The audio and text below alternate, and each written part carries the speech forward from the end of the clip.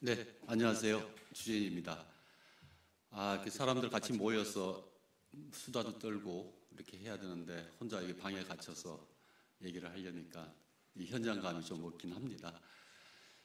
아까 우리 600분 포럼이라고 얘기를 했는데 아마 3일 동안 한 800분 정도 이렇게 또 시간이 더 늘어나지 않을까 그런 생각을 해봅니다. 작년에 모든 축제 관계자들이 아마 당황을 했고 당황한 속에서 축제가 취소되는 그런 축제도 있었고요. 연기를 해서 온라인으로 이렇게 전환을 시도를 하기도 했었습니다. 저도 이제 똑같이 작년 5월 달에 이제 공중문화축전을 준비를 하다가 일단 5월 달 행사를 취소를 하고 10월에 가을 축제를 해서 넘겨서 온오프를 병행하는 그런 축제를 기획을 했었습니다. 그래서 작년에 했던 우리 사례들을 좀 보고 올해 축제, 저희들이 이제 축제 개막이 3일 남았습니다. 그래서 제가 아마 올해 하는 축제에서 가장 먼저 하는 축제가 될 텐데 어떻게 기획하는지 여러분들이 보시고 참고할 만한 그런 사항들이 있었으면 좋겠습니다. 자, 우선 저희 공중문화축전을 제가 얘기를 하기 전에 우리가 축제에 관계되어 있는 모든 분들이 이 코로나 상황에서 이게 축제가 과연 어떤 효용성이 있을까 이런 것들에 대한 질문들을 한 번씩 하면서 다음 단계로 나가지 않았나 이제 저도 그렇게 생각을 하는데요. 제일 안타까운 것은 일단 이 상황이 예측이 어렵다라는 거하고 이런 상황에서 방역과 이런 행정적인 측면에서 축제를 취소해서 안정적이라고 해야 되나요? 어찌됐든 생겨날 수 있는 여러 가지 문제점들을 좀 회피하는 이제 그런 결과도 있습니다. 그 상황에서 축제가 여전히 유효하다라는 것들을 우리가 어쨌든 증명을 해내야 되는 부분이죠. 그래서 제가 축제 본질에 대해서 사실 제 스스로에게 했던 질문입니다. 우리나라 이제 지역에 많은 이제 관광 축제라고 하는 부분들이 이제 국가의 지원 체계 안에서 성장을 해왔죠. 근데 성장하는 과정에 보면 일단 제일 눈에 띄는 우리가 축제 평가하는 것들이 바로 이 방문객 수, 그 정량적 평가에 따라서 지역 경제 활성화가 얼마나 되느냐, 경제 유발 효과가 금액으로 얼마가 되었다. 이 지표를 가지고 이제 축제를 평가하는 우선순위를 삼고 있었습니다. 그런데 이 코로나 상황에서는 이 이제 정량적 평가라는 게 아주 무색해졌죠. 그래서 그러면 이때까지 앞으로 물론 상황은 분명히 좋아지겠습니다만은 이때까지 축제를 평가하는 첫 번째 가치였던 얼마나 사람이 많이 오는가 아닌 다른 이유들도 좀 찾아봐야 되겠다 이런 생각을 했고요. 그러다 보니까 저는 이제 축제 장소성을 굉장히 중요하게 생각을 합니다. 좀 전에 시흥 갯골 축제 영상도 제가 이제 봤는데요. 그 장소가 가지고 있는 상징성, 그게 이제 전통 문화유산일 수도 있고 그렇지 않은 자연유산일 수도 있습니다만은 그 이미지화되는 장소와 축제 테마가 어떻게 연결되는가가 정말 중요하다고 생각을 합니다. 아마 축제를 작년에 온라인으로 진행하셨던 많은 분들이 가장 쉽게 우리가 접근할 수 있었던 게 어떤 영상으로 이제 찍는 부분이었죠. 그러다 보니까 이제 공연 같은 경우에는 공연을 생중계를 한다든가 이제 녹화를 해서 유튜브에 업로드를 한다든가 이런 형태를 많이 봤는데 이제 그것 영상만 보게 되면 이 축제가 어느 도시에서 열렸는지는 알 수가 없죠, 사실은. 그래서 제가 이제 축제 장소에 가지고 있는 특성을 딱 보면 이미지화 됐을 때 이 축제가 어떤 지역에서 어떻게 열린다라는 것들이 같이 좀 연계가 되었으면 좋겠다는 생각을 굉장히 많이 했죠. 그래서 그 다음에 고민했던 축제 관광 자원화 통한 어떤 도시 브랜드 가치라는 것들도 지금은 당장 방문할 수는 없겠지만 우리가 이 기간 동안에 만들어놨던 많은 온라인 어떤 콘텐츠들이 그 축제와 그 도시에 대한 기대감은 훨씬 더 키워놓을 수가 있겠습니다. 자, 이 코로나만 끝나라 난 저 도시에 놀러 갈 거야. 저 도시에 저런 축제가 있었네? 난 내 일종의 축제 버킷리스트 같은 걸 만들 수가 있겠죠. 그런 식으로 저는 온라인 상황에서는 정말 이 억눌려 있던 어떤 관광이라든가 여행이라든가 축제라든가 문화예술에 관련된 욕구들을 잘 정리해 줬다가 터지는 그런 날이 있을 겁니다. 이제 그걸 위해서 온라인 콘텐츠들도 이제 그런 부분들에 대한 기대감들을 증폭을 시켜야 되는 그런 역할을 해야 되지 않는가 하고요.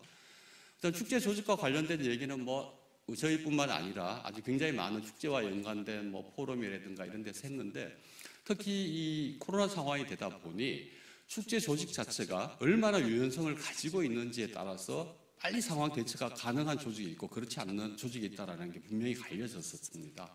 그래서 우리가 보통 알고 있는 지자체에서 축제를 주최하고 대행사를 선정해서 운영의 어떤 효율성을 하는 그런 형태라면 아마 바로바로 온라인으로 전환해서 어떤 축제의 어떤 콘텐츠의 어떤 발전적인 변경 같은 것들이 좀 불가능했을 수도 있겠죠. 그런데 축제 자체, 조직 자체가 어떤 전문적인 인력들의 네트워크가 있다면 바로 거기에 대응할 수 있는 새로운 콘텐츠들을 개발하기가 훨씬 용이하지 않았나, 이렇게 이런 생각이 들고요. 지역 주민들이 가장 즐거워하는 축제가 가장 관광객이 많이 오는 축제라고 저는 이제 생각을 하는데, 온라인 상황에서든 지역 주민들이 참여할 수 있는 방법이 또 어떤 게 있을까, 이런 고민도 같이 하게 됐습니다.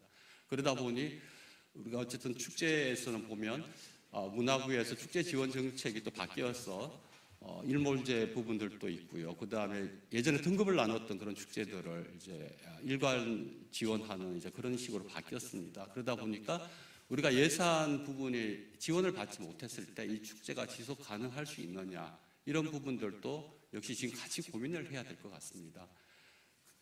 그리고 이제 현장에서 일어나는 축제들은 테마가 다르다고 하더라도 우리가 이제 공연이라든가 체험이라는 부분들이 항상 공통 분모로 먼저 있고, 그 다음에 축제 테마를 활용한 부대적인 이제 프로그램들이 개발되었는데요. 그러다 보니까 이제 온라인 상에서 살다 보면 이런 공연 체험이 일단 다 막혀버렸죠. 할 수 없는 상황에서 정말 축제 테마와 장소에 집중할 수 있는 그런 방법이 뭘까, 이런 고민도 하게 됩니다. 그래서 저는 제 나름대로 궁중문화축전을 하면서 뭐 새로운 전략이라고 제가 적어놓긴 했습니다만은, 이런 부분들이 일단 공중문화축전이라는 걸 통해서 한번 정리를 해봤습니다. 그래서 그전에는 이제 축제를 현장 방문했던 사람들을 위해서 우리가 뭐 이렇게 많은 가수들을 불렀고 이런 공연들을 만들었고 하는 무대형 행사에서, 이제는 아까도 말씀드렸던 그 지역의 어떤 문화유산들을 활용하고 축제의 테마들을 자연스럽게 연결할 수 있는 영상 콘텐츠라는 것들이 만들어져야 되겠다라고 하고요. 이것은 저는 사실은 이 코로나 상황이 끝났다고 하더라도 끝났으니까 옛날처럼 다시 무대를 만들고 가수들을 부르고 노래자랑도 하고 뭐 이렇게 하는 것보다 그런 것들도 필요하겠지만은, 한번 시작했던 영상 콘텐츠들을 계속해서 지속적으로 시리즈 형태로 해서 축적해 나가는 그런 부분들이 필요하겠다라고 생각을 했고요. 물론 같은 얘기로서 그 도시의 장소성과 이거 이미지화한 것들이 도시의 이미지로 정착이 되고 그것들이 도시의 브랜드 가치를 높이는 쪽으로 가져야 되겠다는 얘기를 하고요. 그 다음에 이제 그 전에 이제 축제를 운영하는 조직은 사실은 현장 운영과 이제 공연 예술 이런 일반적인 전문성을 가지고만 있었으면 됐습니다. 그런데 코로나 상황에서 우리가 온라인 콘텐츠를 만들다 보니 이건 사실 무대형 운영하고는 좀 다른 부분이죠. 그러니까 전문성이 완전히 달라지는 부분들이 있습니다. 그래서 사실은 그 부분들의 협력을 어떻게 끌어와서 좋은 콘텐츠를 만들어야 되는데 이때까지는 그게 준비가 안 돼 있었던 거죠. 그러다 보니까 이제는 어찌됐든 온라인, 오프라인이 당분간 병행을 해서 간다고 했을 때는 그럼 우리가 갖지 못했던 전문 영역들을 가지고 있는 분들과의 네트워크를 통하고 또는 축제 조직 내부에 있는 인력들도 이제 그런 대한 공부 이런 것들도 병행해 나가야 되지 않겠는가 하는 생각이 들고요. 지금 온라인 콘텐츠가 저는 단순하게 지금 상황에서의 일시적으로 어떤 대체하는 콘텐츠라고 생각을 하지 않습니다. 아마 만들어놨던 여러 가지 중에서도 우리가 발견하지, 그전에 그 오프라인에서 했던 축제에서는 전혀 발견하지 못했던 관객들 또는 참여자들의 반응들을 가지고 지속적으로 발전해 나갈 수 있는 그러한 온라인 콘텐츠들에 대한 고민들이 계속 이루어지고요. 저는 그렇습니다. 어떤 도시가 축제를 한다고 그러면 단순하게 와서 특산물을 사가고 공연을 보고 뭐 막걸리 한 잔 먹고 가는 그게 아니라 가능하면 지속적으로 그 도시를 매년에 한 번 이상 방문할 수 있게끔 굉장히 매력적인 도시로 만드는 게 그게 축제의 하나의 역할이라고 보거든요. 그래서 그 연중 축제와 도시를 홍보할 수 있는 그런 중장기 계획들이 하나 만들어져야 된다고 생각을 합니다.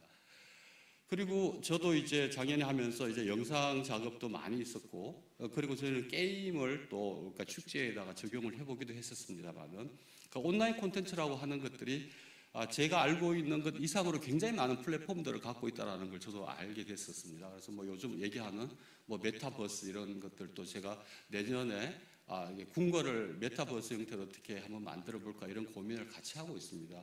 특산물을 테마로 하시는 분들은 아마 이커머스에 대해서 굉장히 상당히 이번에 좋은 경험을 또 가졌을 거라고 생각을 하고요. 그래서 다양한 온라인 플랫폼들을 함께 고민을 했으면 좋겠습니다.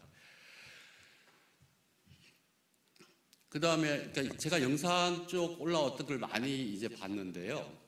아까도 말씀드린 것처럼 이제 공연 영상을 올리는 것들은 사실 축제하고의 연관성들이 좀 많이 떨어지긴 했습니다. 물론 공연 예술 축제 같은 경우 좀 다르긴 합니다만은.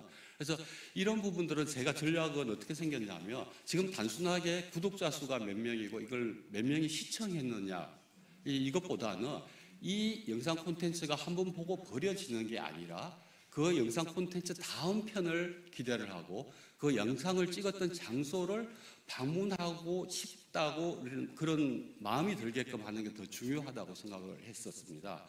그리고 또 하나는 영상을 만들 때 물론 이게 이제 비용의 문제이기도 합니다만은 아마 우리가 2, 3년 뒤 정도면 UHD TV 이런 것들도 많이 없어지고요. 우리가 보통 영상을 보내주는 여러 가지 기기들이 이제 뭐 4K 이상 이렇게 됩니다. 그래서 우리가 한번 보고 나중에 그 기기에 적용할 수도 있는 그러한 고화질 이런 영상들을 제작해줘야만 그것들이 생명력이 오래 갈 거다라고 생각을 하고요.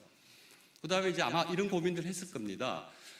일단 유튜브에 뭔가 올려가지고 많은 사람들이 그걸 구독을 하고 시청을 하기 위해서는 우리가 아무리 잘 만든 거라도 그걸 볼 수 있는 사람들이 제한되어 있죠. 그러다 보니까 이제 유명 인플루언서라고 하는 사람들을 출연을 많이 시키고 있습니다. 근데 저는 거기에 대해서 긍정적인 측면과 부정적인 측면이 다 있다고 보는데 우선 긍정적인 측면은 이 상황에서 우선 일시적으로 우리 축제를 알릴 수 있는 좋은 홍보 효과를 가지고 있습니다만은 그 인플루언서들의 기존 활동들이 우리가 지금 하고 있는 축제 테마하고 전혀 상관없는 어떤 그런 분들도 꽤 계시더라고요. 그리고 굳이 저분들을 꽤 큰 비용을 들여서 불러서 할 필요가 있을까 이런 두 가지가 다 고민을 되더라고요. 작년 같은 경우 저희들이 아이들을 위해서 게임을 통한 그 궁중 문화를 체험하게끔 하는 게 있었는데요. 이 경우에는 우리가 게임에서 유명한 인플루언서들은 몇 분을 출연을 시켰습니다. 그래서 그 친구들이 아이들하고 같이 게임을 해줄 수 있는 이런 부분에서는 좀 긍정적인 효과가 있었다고 보긴 합니다. 그 다음에 이제 우리가 보통 축제에서 국내 관광객들보다도 이제 글로벌 외국에서 오는 관광객들도 우리 축제에 많이 왔으면 하는 그러한 목표치를 다 갖고 있습니다. 그래서 영상물도 역시 마찬가지라고 생각합니다. 이 영상물을 보고 뭐 꼭 국내에서만 보는 게 아니라 외국 사람들도 볼 기회가 있게 되면 이분들이 한국을 방문했을 때 단순하게 서울이나 큰 도시를 가는 게 아니라 그때 봤던 영상이 있는 어떤 지역의 도시들도 방문할 수 있는 그런 유혹을 느끼게끔 해주는 그런 전략도 같이 있어야 될 거라고 생각을 합니다. 뭐 그저께죠 우리나라 윤여정 배우가 굉장히 큰 상을 탔습니다. 우리가 이 코로나 상황에서 이렇게 어렵게 가고 있지만 우리가 한국 문화, K컬처라고 하는 부분들이 굉장히 많은 외국인들, 유저들에게 큰 호응들을 계속 얻고 있죠. 이분들이 아마 코로나 상황이 끝나고 나면 제일 먼저 방문하고 싶은 나라로 한국을 꼽는 그런 제가 데이터를 많이 봤습니다. 그렇다면 우리가 거기를 준비하고 있어야죠. 우리가 이러한 상황이 끝났을 때 그 사람들이 우리 축제에 와서 우리 도시를 방문해서 그때 영상으로 봤던 그 장소를 찾아가기도 하고 그 영상의 테마가 축제의 테마가 됐던 여러 가지 것들을 직접 즐길 수 있게끔 그렇게 우리가 준비를 해야 될 것 같습니다. 앞에 얘기가 좀 길었고요. 우선 작년 궁중문화축전 했던 부분들을 제가 말로 설명하는 것보다 작년에 저희들이 했던 것들을 짧게 영상으로 편집해 놓은 게 있습니다. 이걸 보시면서 작년에 궁중문화축전은 온오프라인으로 동시에 이렇게 했구나 같이 좀 이해를 해주시면 좋을 것 같습니다. 제가 온오프라인 병행을 하는 가장 큰 기획 방향들은 제가 이제 궁중문화축전을 하면서 다른 이제 축제 감독님들이 저한테 그럽니다. 당신은 참 복받은 축제 감독이라고 그런 얘기를 하는 게 이게 궁궐이라는 장소를 저희들이 온전하게 통제할 수 있기 때문이죠. 그래서 서울에 지금 5대 궁이 있습니다. 그 궁궐 안에 들어오는데 물론 입장료를 내야 됩니다만은 일단 통제 가능한 야외 공간이 있다라는 게 큰 장점이고요. 두 번째, 궁궐이라는 것들은 다른 무대 장치가 사실 필요가 없습니다. 궁 자체가 너무나 아름다운 무대이기 때문에 저희는 그러한 시스템 쪽에서 무대를 만들기 위한 이제 고민들을 하고 있지는 않죠. 그리고 또 좋은 거 하나는 궁에 들어올 때 이렇게 술 마시고 들어오시는 분들 없어요. 그리고 궁 안에서는 술을 팔지도 않고요. 그래서 많은 이제 지역 축제들이 아까 일탈이라는 얘기를 많이 했었습니다. 술도 한 잔 마시고 좀 얼큰하게 취해서 좀 즐겁게 놀아주고 이런 것도 있긴 하지만 이제 궁에 들어오면 사람들이 일단 경건해져요. 그래서 우리가 보통 얘기하는 진상 고객들은 없죠. 그런 측면에서 궁중문화축제는 큰 장점을 가지고 있고요. 그 온라인 플랫폼도 이제 영상뿐만 아니라 뭐 저희들 게임하고 배달하는 키트 이런 것들도 다 같이 함께 개발을 했었는데 그걸 좀 다양하게 해볼 생각을 가지고 있었고요. 다른 하나는 영상 하나를 만드는데 조금 선택과 집중을 했습니다. 그러니까 꽤 많은 돈이 들어가더라도 제대로 만들자. 그래서 그 만들어진 영상물들이 오랫동안 사람들에게 회자되었으면 좋겠다라고 하는 그런 전략을 가지고 기획을 방향을 잡았었습니다. 자, 그러면 2020년 저희가 했던 궁중문화축전 영상을 좀 하이라이트로 보시겠습니다.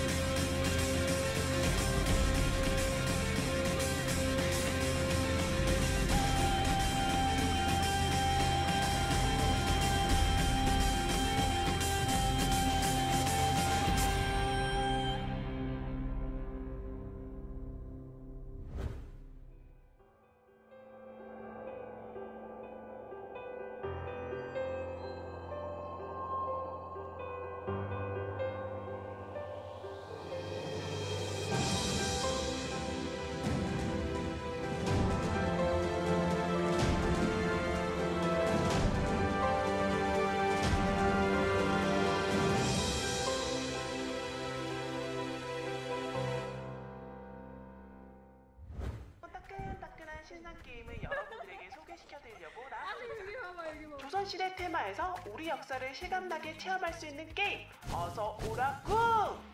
정답은 차.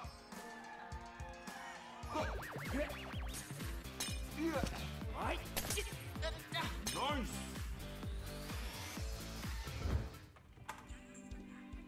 안녕하세요.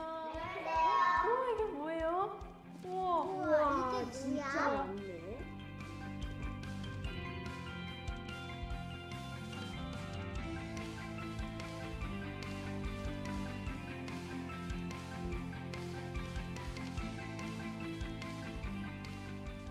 코로나 때문에 늘 집에만 있고 아이들도 하는 일 없었는데 이 축전함 만들면서 옛날 물건도 직접 체험할 수 있었고 아이들과 함께 같은 시간을 보낼 수 있어서 즐거웠습니다. 저는 가족들과 함께 즐거운 시간을 보내서 좋았어요.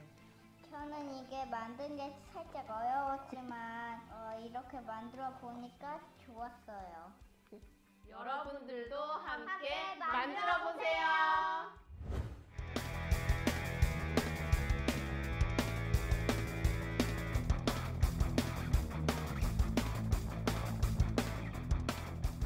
안녕하세요.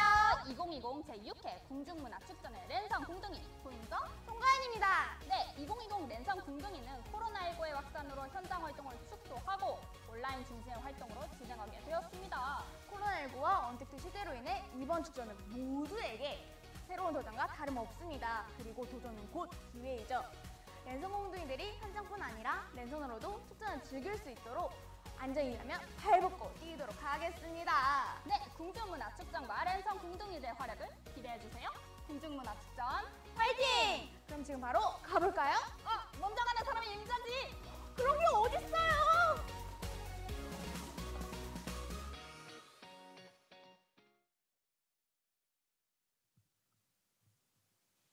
네, 이 영상으로 아마 제가 따로 설명을 안 해도 이런 일들이 있었구나라고 이해를 하실 수 있을 것 같습니다.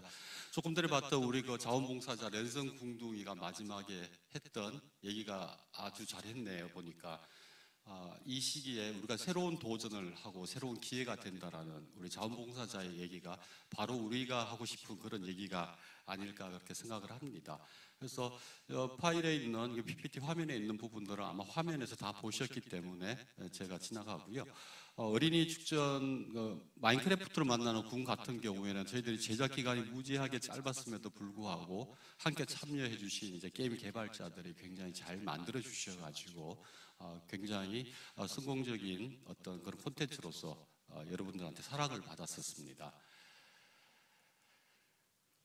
그리고 제가 영상 쪽에서는 가장 신경을 쓰고 애정을 가지고 지금 진행하고 있는 게 바로 이게 아티스트가 사랑한 궁입니다. 그래서 이건 단순하게 어떤 뭐 역사학자라든가 건축학자가 다니면서 건물과 궁을 소개하는 게 아니라 그 궁이 가지고 있는 또는 그 건물이 가지고 있는 이야기들을 하나의 명인들, 예술가들이 자신의 이야기로 풀어서 하는 그런 한 8분 정도의 뮤직비디오 형태로 작년에 5편을 제작을 했었습니다. 또 올해도 지금 현재 계속 촬영 중이고요. 올해도 한 10개 정도의 아티스트가 이제 출연을 해서 궁과 예술의 이야기들을 자연스럽게 담는 이런 프로젝트입니다. 이것은 제가 코로나 상황이 끝나더라도 제가 100개까지 만드는 걸 목표로 이 프로젝트를 진행을 하고 있습니다. 시간여행 그날 효명이라고 하는 것들은 이제 단순하게 춤을 보여주는 게 아니라 그 춤이 만들어졌던 시기에 어떤 궁중문화라든가 어떤 왕의 예술적인 사랑들 이런 여러 가지 것들을 하나의 스토리를 만들어서 영상으로 이렇게 찍었지만은 스토리들을 가질 수 있게끔 연작으로 만들었던 그런 영상 콘텐츠입니다. 그 다음에 전시 쪽 잠깐 나온 걸 보셨을 텐데요. 우리가 이제 창경궁에서 사람들이 거리를 유지하면서 미디어 아트 전시를 볼 수 있게끔 했던 프로젝트입니다. 이것도 제가 아까 궁중문화축전이라서 좋다라고 했던 부분들, 이 통제되는 야외 공간들, 아름다운 공간들이 있다라는 것이기 때문에 이런 기획이 가능했던 것 같습니다. 자, 그러면 올해 축제가 제가 3일 뒤부터 시작을 하는데요. 이 축제에 대해서 작년과 비슷한 기획의 연관성과 지속성을 가지고 있습니다. 그래서 이것도 제가 간단하게 이제 파일로 설명을 드리도록 할게요. 설명드렸습니다. 궁중문화축제는 제가 해서가 아니라 저는 복 많이 받은 감독이라고 해서 어떤 궁의 역사를 가지고 창의적으로 전통 문화를 해석하는 그런 목표를 가진 그런 축제라고 볼 수가 있겠습니다.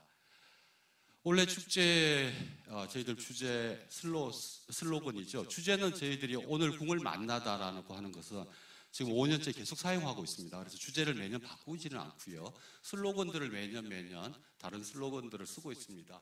그래서 아무래도 이 코로나 상황 때문에 모두 지치고 있기 때문에 많은 사람들이 치유라든가 이런 부분들을 키워드로 많이 뽑고 있습니다. 저희들도 이제 같은 맥락에서 궁 마음을 보듬다, 궁에 와서 어떤 마음을 보듬어 안는 그러한 작은 콘텐츠들로 준비를 했습니다. 프로그램들 간단하게 소개해 드리도록 하겠습니다.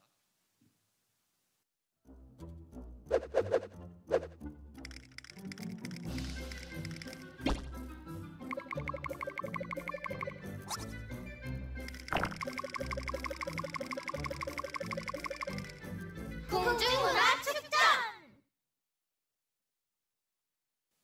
네, 지금 방금 봤던 이 캐릭터 이미지는 1시간 전에 완성된 따끈따끈한 화면이었습니다. 아마 모든 축제들이 이제 캐릭터를 가지고 있는 축제들이 많은데요. 이 캐릭터는 저희들이 작년에 시민 공모전으로 이렇게 당선됐던 그런 캐릭터들을 저희들이 이제 3D로 다시 재가공해서 축제 홍보 영상으로 사용을 하고 있습니다. 올해 축제들을 간단하게 살펴볼게요. 올해는 이제 기본적으로는 저희들이 대면 프로그램들이 오히려 작년보다 더 많아졌습니다. 그런데 대면 프로그램의 입장 인원이 가장 큰 규모가 50명입니다. 그리고 20명, 30명이 들어와서 함께 즐기는 프로그램들을 굉장히 다양한 장소에서 개최를 했습니다. 그래서 우리가 대규모 인원들이 모여서 오는 그런 코로나 전파의 위험성을 최소화하면서도 궁의 여러 장소성들을 가능한 많이 활용하려고 하는 이제 그런 기획 방향을 가지고 있습니다. 개막식은 저희들이 외부 일반 관람객들은 참석을 하지 않고요. 저희들 자체가 영상으로 이번 축전의 의미를 같이 공유하는 그런 정도로 준비를 했고요. 원래는 처음으로 궁에서 이제 영화 상영회를 좀 하고자 합니다. 그래서 저희들 시네마 궁이라고 했어요. 조선의 역사와 왕의 이야기들로 개봉되었던 영화들을 가지고 영화 관계자들이 먼저 같이 모여서 영화도 보고 이야기를 나누는 그런 시간입니다. 지금 이걸 보시는 분들이 나도 저거 보고 싶어요 라고 생각을 하셨다면 좀 늦었습니다. 저희들이 26일 날 모든 프로그램에 대해서 이렇게 예매를 시작했는데 3분 만에 모든 프로그램이 다 매진이 되어버렸습니다. 그래서 저도 우리 가족들 좀 보여주려고 예매를 하려고 들어갔다가 실패를 하고 말았다는 이런 슬픈 이야기가 있습니다. 그래서 궁 안에서 사람들이 궁 안에서 영화를 본다라는 것들에 대한 어떤 뭐라고 해야 되나 경건함과 영화 자체에 빠져들 수 있지 않을까 이런 기대를 하고 있습니다. 그 다음에 심궁이라고 그랬어요. 저희들이 이제 궁의 굉장히 자연과 그 궁의 자연미, 건축미를 감상할 수 있는 장소에 사람들이 쉴 수 있게끔 이렇게 편한 의자들을 배치를 했습니다. 그래서 쉬시면서 요즘 얘기하는 ASMR이라고 하나요? 음량 이런 부분들도 듣고 저희들이 만들었던 다양한 영상들을 편안하게 볼 수 있는 이런 콘텐츠가 아마 올해 축제 중에서 이게 가장 대표한다 또는 자랑할 만한 자랑할 것도 없습니다만은 어찌됐든 궁을 찾는 사람들을 위해서 저희들이 준비한 최선의 선택이었다고 생각을 하고 있습니다. 이게 경복궁, 창덕궁, 창경궁, 덕수궁 네 군데에서 모든 이런 다른 테마를 가지고 쉬면서 궁궐을 즐길 수 있는 그런 영상물을 결합을 했습니다. 그 다음에 지역의 상권들이 어렵습니다. 그래서 저희들이 궁이 있는 종로구하고 중구에서 그날 어떤 물건을 사셨던 분들을 위해서 저희들이 아까 봤던 쉬는 장소에서 커피를 드실 수 있게끔 그렇게 준비를 했습니다. 그래서 고종이 드셨던 그 가베라고 하는 커피를 가베라고 불렀죠. 이것들을 그날 그 지역에서 물건을 사신 분들에게 저희들이 한 잔씩 대접하면서 쉴 수 있게끔 프로그램을 준비를 했고요. 역시 이제 창덕궁의 신궁입니다. 와서 40분씩 그냥 자는 겁니다. 우리가 궁궐 안에서 이렇게 잠을 잘 수 있게끔 그렇게 준비를 했고요. 그래서 대단하게 이걸 봐주세요 하는 이런 프로그램들은 그렇게 많지는 않습니다. 뭐 궁궐에 와보신 분들은 아시겠습니다. 이 달빛 기행은 굉장히 인기가 많은데요. 원래는 저희들이 방역에 종사하셨던 분들을 특별히 초대해서 창덕궁을 밤에 걸어 다니시면서 그분들이 아마 가장 힘들고 지치신 분들일 겁니다. 저희들이 조금이라도 위로를 드리고 싶어서 준비를 했고요. 창덕궁에 보면 우리가 덕수궁하고 경복궁을 우리가 순문장 교대 의식 같은 것들을 계속 해왔습니다. 근데 도남은 창덕궁의 순문장 교대 의식을 원래 처음 시작을 했기 때문에 우리가 축전 동안에 소개를 해드릴 예정이고요. 덕수궁에 역시 심쿵 신궁이라고 해서 석조전 앞에서 쉴 수 있게끔 장소를 마련했습니다. 여기 오시는 분들이 커피를 드시려면 저희들도 이제 ESG라고 그러잖아요. 환경을 생각하는 여러 가지 프로그램들 속에서 녹이려고 하고 있습니다. 그래서 텀블러를 갖고 오신 분들에게만 커피를 주고요. 텀블러 안 갖고 오신 분들은 커피를 안 드립니다. 요건 이제 치유 프로그램인데요. 아주 예술가들이 함께 궁에 오신 분들에게 함께 그림을 그리고 사진을 찍고 이렇게 해서 자기만의 궁축전을 어떤 기념품을 자기 스스로 만들어가는 프로그램입니다. 그래서 어떤 심리 상담도 해주고요. 자신에 대한, 가족에 대한 또는 이웃에 대한 그런 글들을 남기는 그런 프로그램이 되겠습니다. 말씀드린 대로 아티스트가 사랑하는 궁 올해도 10개를 제작을 하게 될 거고요. 뭐 전통, 대중음악, 클래식 음악, 춤 이렇게 해서 다양한 장르의 예술가들이 영상 촬영에 지금 참여하고 있습니다. 작년에도 저희들이 너무 인기가 많아가지고 나중에 뭐 주문이라고 해야 되나요? 좀 더 받을 수 없나요? 이렇게 폭죽을 했는데 조선 황실덕을 저희들이 작년에 보내드렸습니다. 근데 이게 작년에 축제 때문에 이걸 만들었었는데 이게 상품으로 개발돼가지고요. 아마 제가 얼마 전에 기사에서 봤더니 이게 가장 우수한 행정 사례로 이렇게 선정이 됐더라고요. 그래서 조선 황실등을 지금 하나 팔고 있는데 그 매출액이 엄청납니다. 그래서 축전이 개발한 상품이 궁중의 궁궐의 상품으로 이렇게 확대됐던 그런 좋은 사례가 될 것 같습니다. 그리고 저희들이 이제 궁궐 TV라고 해서 유튜브 채널의 계정을 확대를 했고요. 여기에 일반인들이 참가하는 프로그램들도 원래 한 50개 정도를 저희들이 개발을 하고 있습니다. 그리고 아까 그 캐릭터 부분을 우리가 공모전을 통해서 나온 것들을 버리는 게 아니라 우리가 계속 활용을 하게 되죠. 원래도 일단 궁을 즐기는 101가지 방법에서 다양한 방식으로 저희들이 공모 사업을 하고 있습니다. 이건 10월 달에 하는 가을 궁중문화축전 때 이 선정되어 있던 작품을 가지고 저희들이 다시 세련된 콘텐츠로 만들어 드릴 예정입니다. 마지막으로 우리 랜선 궁둥이 작년에 굉장히 활약이 많았었습니다. 이 궁둥이들 자원봉사자들의 참여가 정말 축제의 성공을 좌우한다고 제가 말씀을 드렸는데 제가 성공했던 이유 중에 하나가 딱 하나입니다. 이 궁둥이들이 옷을 입고 있죠. 우리가 보통 아는 자원봉사자 티셔츠가 아니라 궁궐에서 옛날 화원들이 입었던 그런 옷을 입혔습니다. 그랬더니 여기에 참가하는 사람들도 굉장히 자부심을 가지고 온 관람객들도 이 궁둥이들하고 사진 찍는 게 큰 하나의 프로그램이 되었던 그런 기억이 납니다. 이것으로 원래 제가 할 궁중문화축전에 대한 주요 프로그램들을 소개를 드렸습니다.